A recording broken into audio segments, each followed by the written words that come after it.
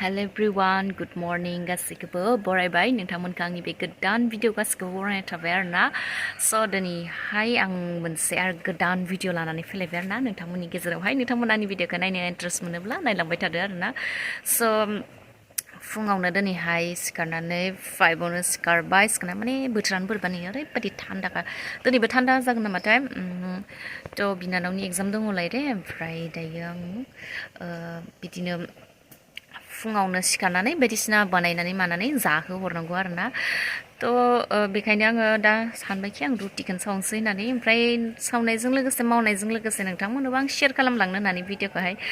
खालामनाय जाबाय आरोना नोंथांमोना नायलांबाय थादो आरो सोरबाफोर गोदानब्ला आंनि चेनेलावहाय प्लिज अननानै आंनि चेनेलखौहाय साबस्क्राइब खालामनानै हो आरोना स' नायनानैल' थानांला नोंथांमोना आंनि भिडिअखौ नायदोंब्ला साबस्क्राइब खालामाखैबा आंनि चेनेलखौहाय साबस्क्राइब खालामनानै हो आरोना नोंथांमोननि अननायावनो आं जाहाथे बिदिनो जौगालांबाय थानो हायो स' दायो रुटिखौनो सावना लाग्रोनोसै ओंखायनो ब्लगखौबो स्टार्ट खालामबाय आरोना नायलांबाय थादो आरोना आंनि भिडिअखौहाय रुटि सावदों आरोना फुंनि रुटि हरावहाय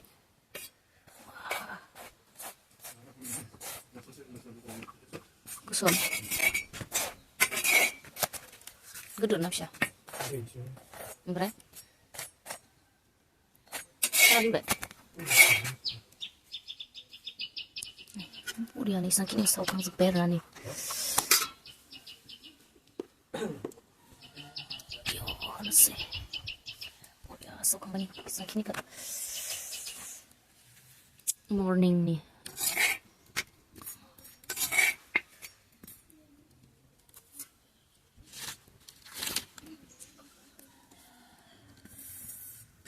बे मोनबाथाय आरो मैगं संनोसै ओंख्रि संनोसै साहा फुदुंनोसै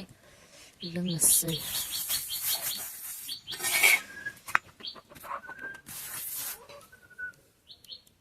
बेयो रुटि सावखांबाय रुटि सावनानै बेखौ लोंना लानोसै आरोना साहा लोंसै रुटिजों जानो थाखाय नै मटर आलु ओमफ्राय नैबे बुस्थु मा मैगं होनोमोन बेखौ फुलकबि गोथांखौ मा होनोमोन मिथिला आरोना नामखौ माबानि मटर जिदों आरोना ओरैबायदि गोरा गोराखा ओमफ्राय साहाजों लोंसै बेखौ साहाजों लोंसै बिदिनो संना लानोसै सायग्रोना लाजोबनोसै आरोना साहा लोंथ'थ'हैनो ओमफ्राय संसै सयाबिन आलु मटर मिक्स का संसै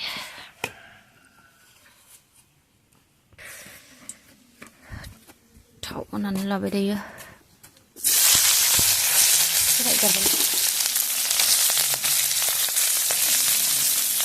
ब्राउन खालामना लाग्रोनोसै आरोना ब्राउन खालामना लाग्रोनोसै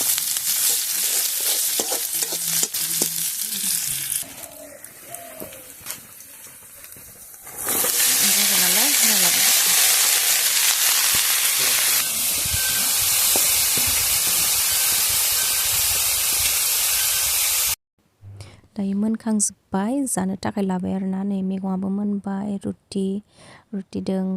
मैगंजों जानोसै आरोना थ' दिनैनि भिडिअ बेसेनोसै थेंक इउ स' माच जायफोरा आंनि भिडिअखौहाय नायबाय नोंथांमोननि गोसो गोरबोनिफ्राय थेंक इउ स' माच